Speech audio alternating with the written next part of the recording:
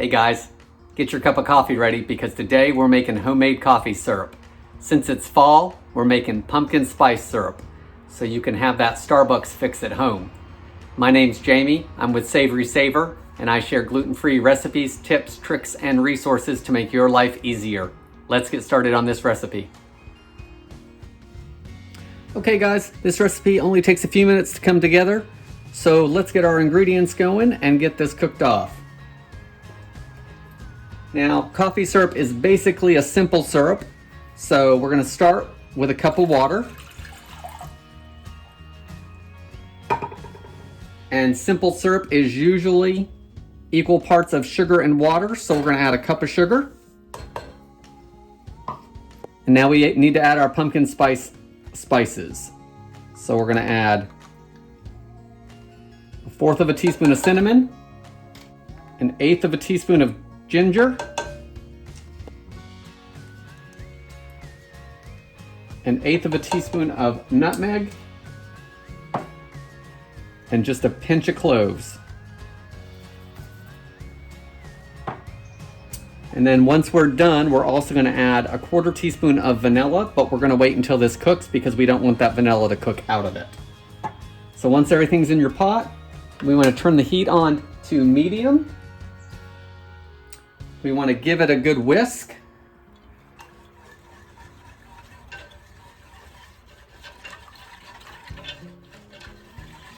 All right, and now we do have one more ingredient that I decided that we didn't need evidently, but we do. Since it's pumpkin spice, we need some pumpkin. So we're going to use 3 tablespoons of canned pumpkin.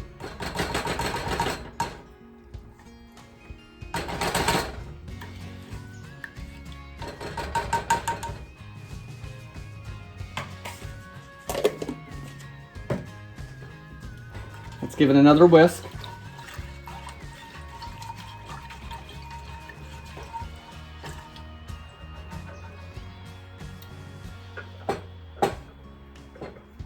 And now what we need to do is we need to bring it up to a boil. And once it comes to a boil, we want to reduce it to a simmer. So bump it down to low, level 1 on your stove, somewhere in there, just to keep it at a bubble.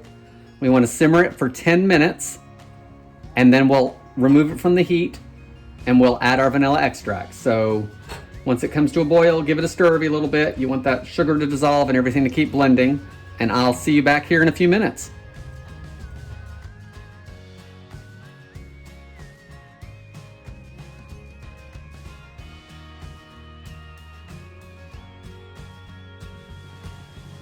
Okay guys, we're back. It's been 10 minutes. Our coffee syrup is nice and hot. So we want to add our vanilla extract. And again, we add this at the end because we don't want that vanilla to lose all its flavor because of the heat. So if we add it after, that means we're going to get a little vanilla in the background. So we're going to add a 1/4 teaspoon.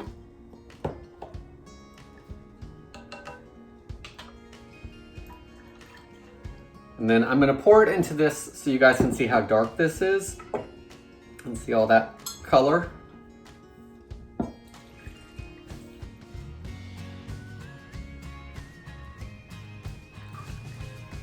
It's thickened up because of the sugar in it.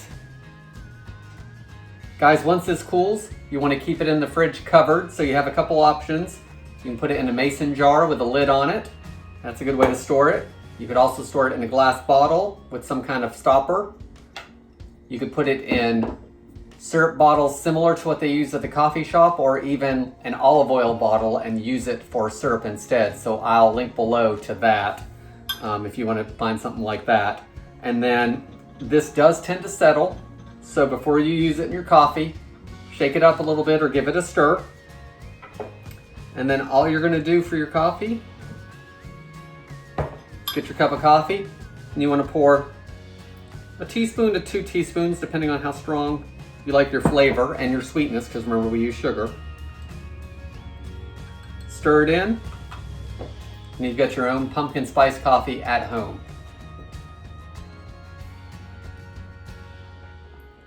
You can taste that cinnamon, you can taste the vanilla a little bit.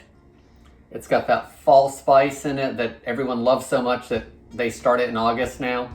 So make this at home. I think you guys are gonna like it. If you do, leave me a comment below.